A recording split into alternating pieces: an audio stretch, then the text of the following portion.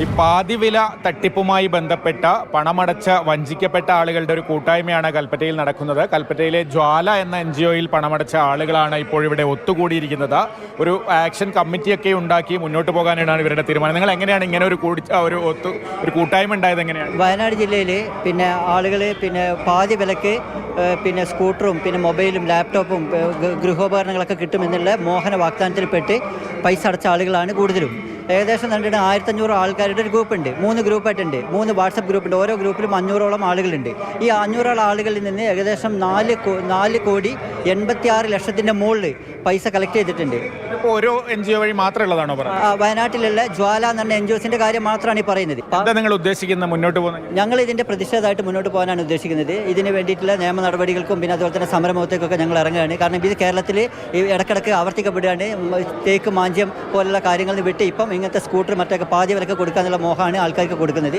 അപ്പോൾ അത്തരം കാര്യങ്ങൾ ഇനി ആവർത്തിക്കാതിരിക്കാൻ വേണ്ടിയുള്ള നിയമ നടപടികളും സമരത്തിലേക്കാണ് ഞങ്ങൾ പോകുന്നത്.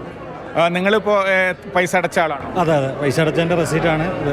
പൈസ എങ്ങനെയാണ് ഇവിടെ എത്തിയത്? ഈ കൂട്ടായ്മ ഞങ്ങളൊരു വാട്സാപ്പ് കൂട്ടായ്മ ഉണ്ടാക്കിയത് പൊളിഞ്ഞു എന്നറിഞ്ഞപ്പോൾ തന്നെ ഞങ്ങളൊരു വാട്സാപ്പ് കൂട്ടായ്മ ഉണ്ടാക്കി. അതിൻ്റെ മധ്യത്തിൽ ചർച്ച ചെയ്യാമെന്ന് വിചാരിച്ച് കൂടിയതാണ് ഇവിടെ.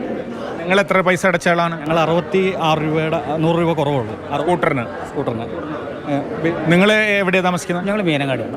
ഇത് എങ്ങനെ അറിഞ്ഞിട്ടാണ് ഇതിൽ അടച്ചത് പൈസ? ഞങ്ങളുടെ വീട്ടിൻ്റെ തൊട്ടടുത്തുള്ളവർക്കൊക്കെ ഈ സ്കൂട്ടർ കിട്ടിയിട്ടുണ്ട്. അപ്പോൾ അത്ര വലിയ വിശ്വസനീയമായിരുന്നു ഞങ്ങൾക്ക് ഇതിനോട്. കാരണം ഇതിൻ്റെ രാഷ്ട്രീയ പ്രതിനിധികളും മന്ത്രിമാരും MLA-മാരൊക്കെ ആയിരുന്നു ഇതിൻ്റെ മുന്നിൽ ഉദ്ഘാടനത്തിനും കാര്യങ്ങൾക്കൊക്കെ നിന്നിരുന്നു. അപ്പോൾ അവരുടെ ഒരു പ്രാതിനിധ്യം ഇതിലുണ്ടായതുകൊണ്ട് ഞങ്ങൾക്കിതിലേക്ക് ഇറങ്ങിത്തിരിക്കാൻ ഞങ്ങൾക്ക് വഴിയിലായി. കാരണം ഞങ്ങൾക്ക് കിട്ടുമെന്നൊരു ഉറപ്പുണ്ടായിരുന്നു.